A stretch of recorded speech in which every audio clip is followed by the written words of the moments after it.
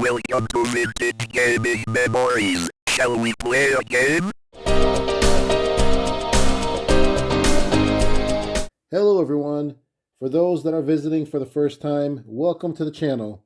You'll find a good variety of videos here on vintage handheld games and gaming systems, anything and everything Atari, and also vintage electronics such as TVs and radios, and even vintage bar lights at times.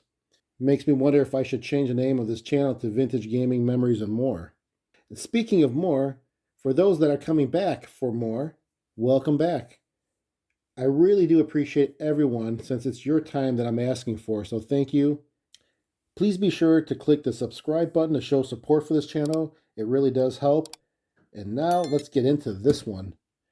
In this box is a very vintage handheld game. I've been seeking this one for quite a while, and it looks like it will be a nice pickup from what I read on the listings. It's now been about, I don't know, maybe I think a month since I've had it and not opened it yet. And if you watch my previous videos, my pile has been growing. I blame it on the holidays, but I've had about 20 boxes unopened that were sitting and just waiting. I think I'm down now to probably 15 because more have been coming in. It's like Christmas every day, so I'm going to try to knock out more of these, and I keep saying that, but it's just hard to keep up. So enough of my talking. Let's open this up and see what's inside here.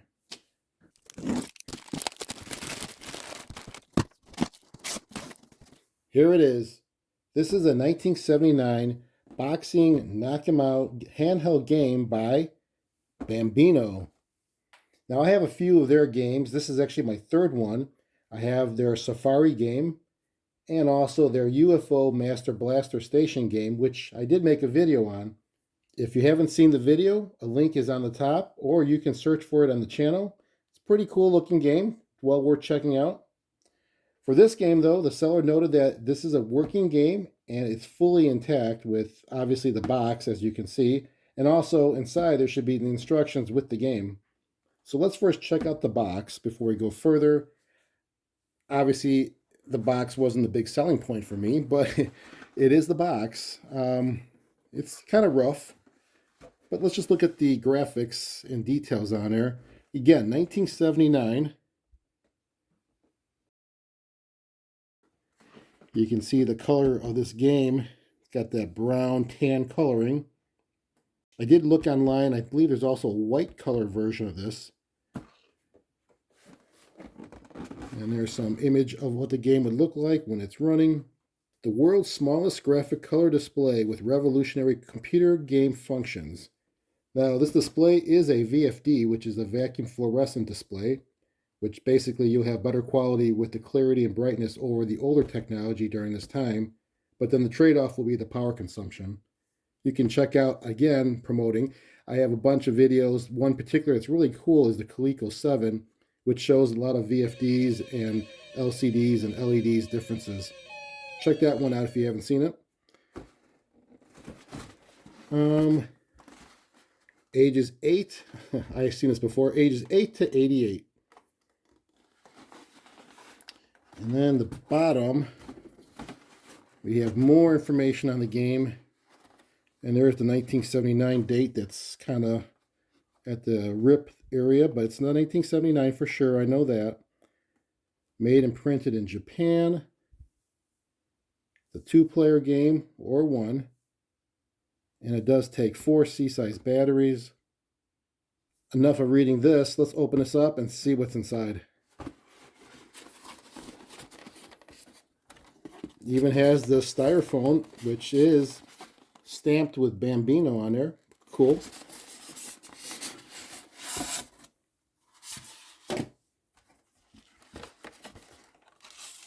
Here are the original instructions.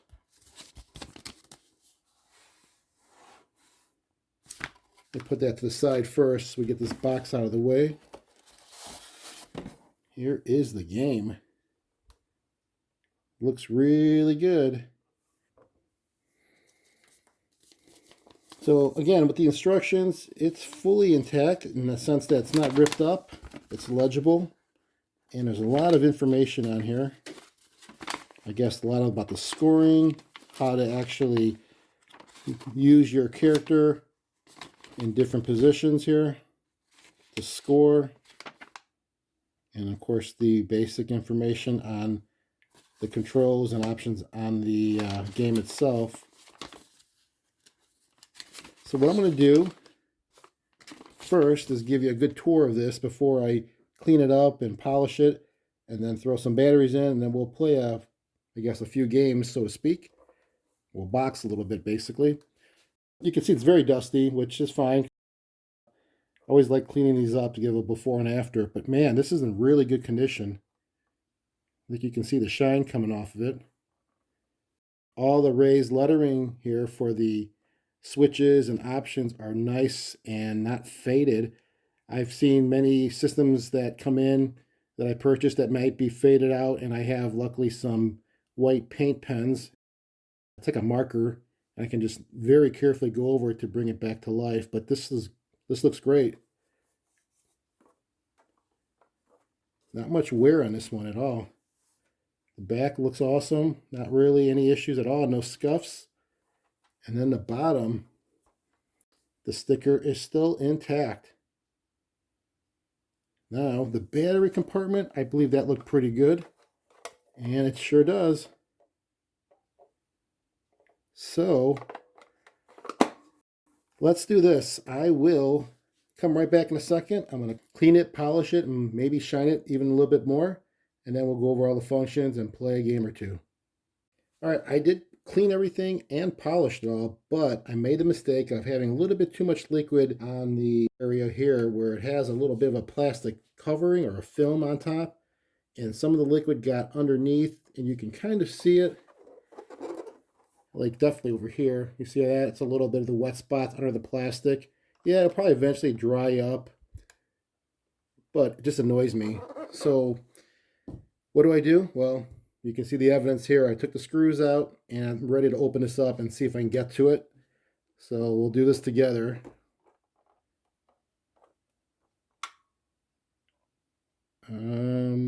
Oh, even better. Nothing connected to the top. I love those covers like that where it just sits on top of the display and the keyboard or whatever controllers you have. So this is perfect. Look at this. Oh, and here's what I need to remove, which, look at that, comes off nice and easy. Transparent to see what's labeled for each of the buttons. And now I can clean that off better and also polish this up a little bit for both sides. This side is definitely really wet. So we'll clean that up with my microfiber.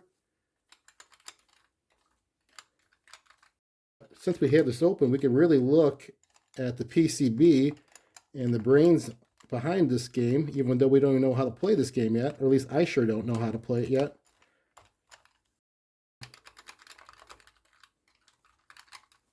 What's cool is you can see all the different positions on this VFD for your boxer, whether you're the player 1 or player 2. 1979. This looks really, really clean. I don't mean clean physically, but I mean laid out nice and clean. It's not all jammed up in here. It's positioned really nicely how they put all the pieces together here. Let's take a look here at this controller underneath. I mean, look at that. It's really like one module, so to speak. It's not like some of these things I open up, you can see all the connections underneath. You can see the traces on the board. This is like really designed nicely. It has its spot for everything. It's not just like, let's just hope it stays in place once you screw it in tight. This really has like slots and little corner edging that sits nicely there so it won't move. I'm pretty impressed. Let's see if I can show you some more of the back of the display.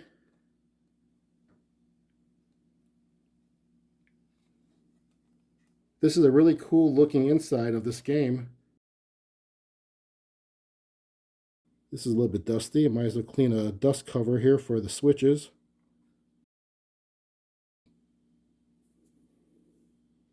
You can kind of see how dusty that is. But anyways, I'm going to take a few more minutes, clean this up, put it back together again, and then we'll throw some batteries and talk about the game. All right, now that everything is put back together, polished and cleaned up, let's make sure this thing works. I did take time to go over this manual, so I do have a general understanding of how this game works now. And I have to point out a couple things in this manual that I thought was pretty interesting. A lot of call-outs by saying it's the first and only, and let's see what else here. Again, first and only. It's the world's smallest graphic color display with revolutionary computer game functions. A lot of firsts with this. It's probably true, maybe. I mean, 1979 we're talking, right? Here are all the first and only items here. It's the first and only game where you can see the boxers, the punches, and the knockout. The first and only boxing game that you control all the strategical and directional movements of the boxer, and so on and so forth. So a lot of hyping up about this game in the manual, which we'll see if it actually lives up to it. Oh, there's also something here that was noted in the manual that was of interest, and it does boast about having over 100 million computerized plays. Depends how you count those. I could see that. There's a lot of, movement in a game where you have your character going one direction. That's considered a movement or a play, or you duck. That's a play. And you duck and your opponent doesn't duck. Well, that's a play. So there's a lot of combinations that could possibly add up to a lot of particular computerized plays. But the one big thing in this manual that I thought called out something that was pretty strong, and that was Bambino's Knock-em Out Boxing is hours of continuous fun. Don't worry, I'll try to limit my fun in minutes and not hours. All right, let's cover the basics and look over the controls and options first. And as I said in the beginning, this is a 1 or 2 player game. First is the switch here, which is the power switch as well as the skill level. 1, off, and 2. Choosing 2 is a faster speed for the boxer, which will also make it more challenging and more difficult.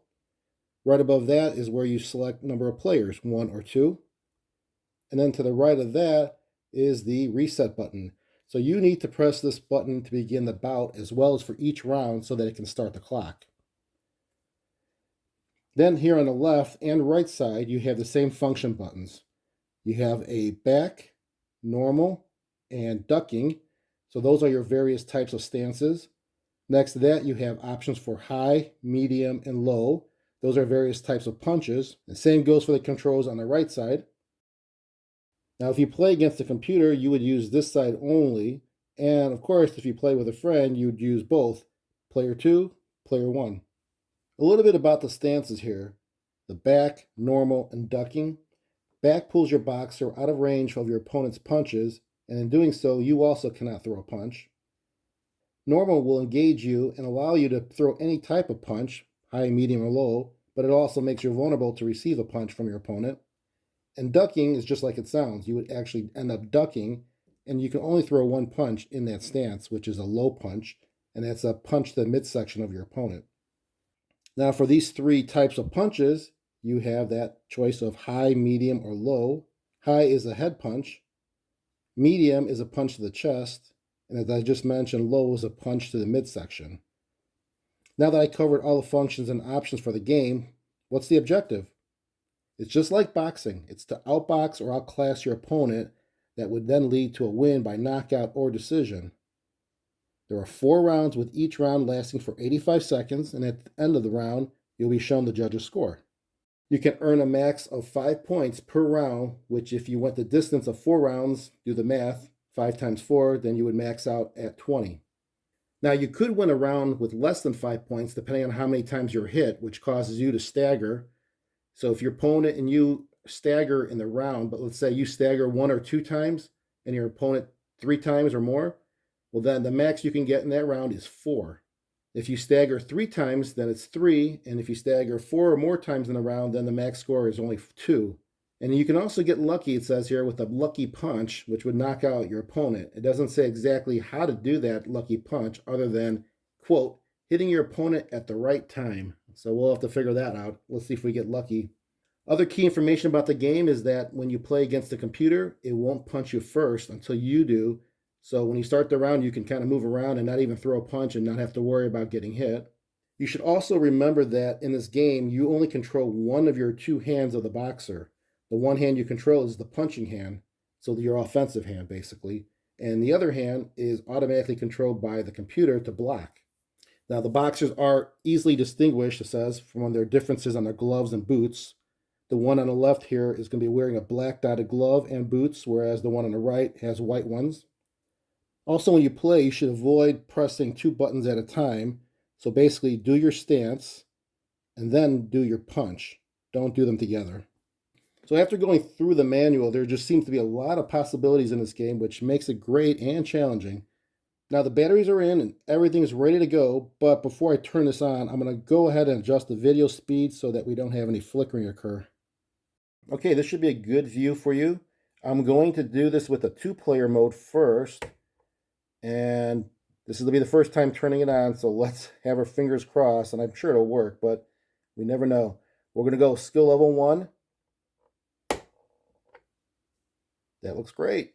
Now, the reason I'm doing two players is because I want to play around with the stance a little bit and the punches before we really start the game, so I at least have a kind of familiarity of how this works, other than just reading about it. Two-player mode doesn't start yet until I press the reset, which will start the round and the bout. But you can see, look at that characters, they're pretty cool. They're going back and forth and in sync for now. But you can see there's a lot of movement to it. Round 1, as it shows, I'll press the start reset. We'll move this second player here, move it normal.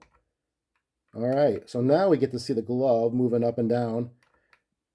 That's as far as we can go, just one position. If I go back, yeah, you can go forward 1, back 1. Now you're engaged in a position to punch, and you're also vulnerable to get punched. Ducking, that's a duck. And again, ducking, you can only throw a low punch. You can't do medium or high. Let's just do a high punch on that guy. And you can see he's out of my range because, again, I didn't move closer. I'm still back away, so I can't do anything at this point. Let's move this player closer to get hit. And now there's the two gloves moving up and down, waiting for a strategic move here. We're going to do a high punch. Nice. Medium, right in the chest. And we'll do a low one with a ducking. Now the sound is from the player 2 hitting player 1. Let's just see if it sounds different from player 1 hitting player 2. Well, that was already one round. So the score is 5-5, and that just went away quickly. So it's 5-5 for that first round, and that's because no one staggered, no one fell down, so it's even right now. Let me see again about the sound. So let's move this guy up. One, oh, we got to reset, start the round. Clock is starting. Let me get in position to get hit. And let's see if it sounds different. Oh, yeah. So that's player 1 hitting player 2. Player 2 hitting 1. A little bit deeper or lower tone. All right, well, that's pretty obvious of how to play this game so far. Let me just see what happens if I knock him down. Okay, that's a stagger. So that will give me an advantage already now because I did that to player 2, or player 1, that is. And then, let's see if I can get closer again.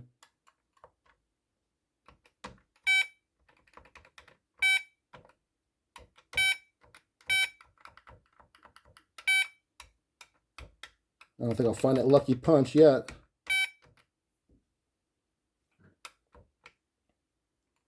Once you stagger someone, both of you get back to your corners or back to a distance where you can't hit the person. It kind of resets back to a safe neutral position. I'm sure the round's about over.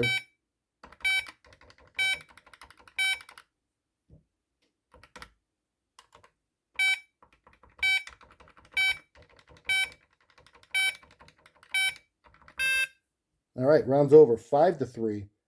See the difference? It was 5-5.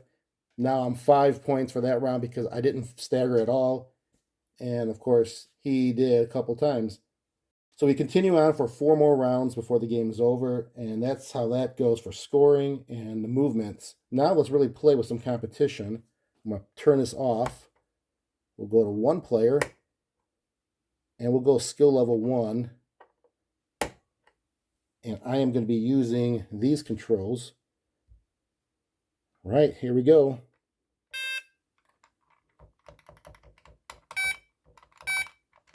I'm getting hit. That's not me hitting him. There's me. There we go. I got 1 stagger, so I should be ahead right now in this round. Oh, we're tied. Oh, I'm ahead.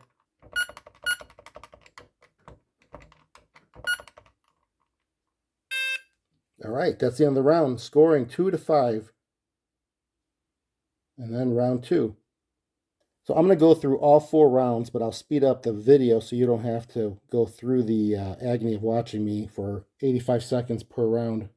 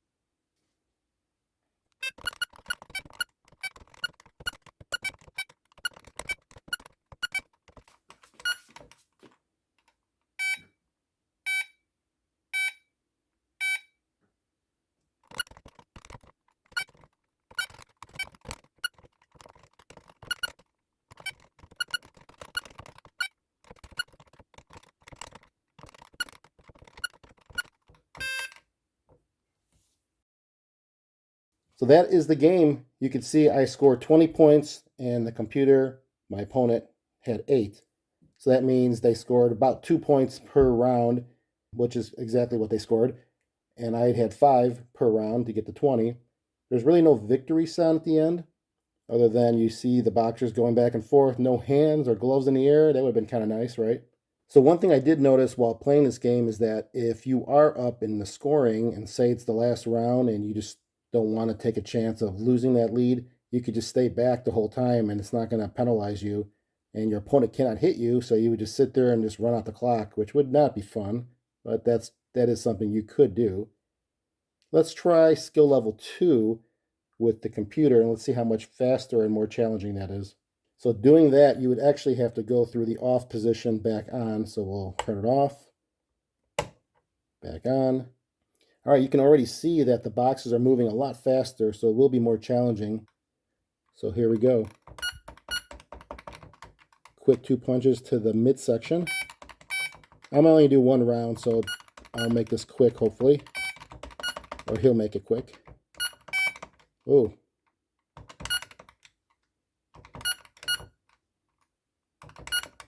My go-to is the low punch in the midsection, as you can tell. 10 count. He'll get up at 4. Yep.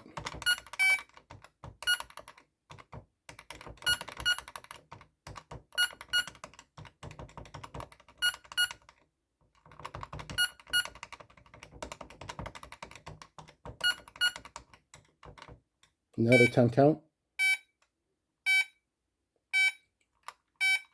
Up to 5, 6, 7, 8, 9. Oh, I think we have a knockout. There we go. KO. Pretty cool. And the boxer's still on the ground there in defeat. So this is the 1979 Bambino game called Boxing Knock-em Out. Pretty cool looking, I think. I don't have a boxing game like this at all. I love the quality that they put into these casing or the structure of these games. Look how smooth and shiny. You can even see it from the camera here, I can tell. The controls Really easy to use, simple, and then you saw the insides, how nicely that was set up. Really great job they did on this game. I don't know about hours of fun, but definitely minutes of fun so far. But maybe if I had an opponent and we'd have some fun playing. But again, remember, you can't move these controls, so you're going to be pretty close together and looking over that screen as you try to get good angles and getting good strategies of how to punch and block and back away from your opponent at times. Hope you enjoyed this game. Comment down below. Let me know what you all think. Don't forget to subscribe. And until next time, keep that gaming passion from the past alive by living it today. Take care, everyone.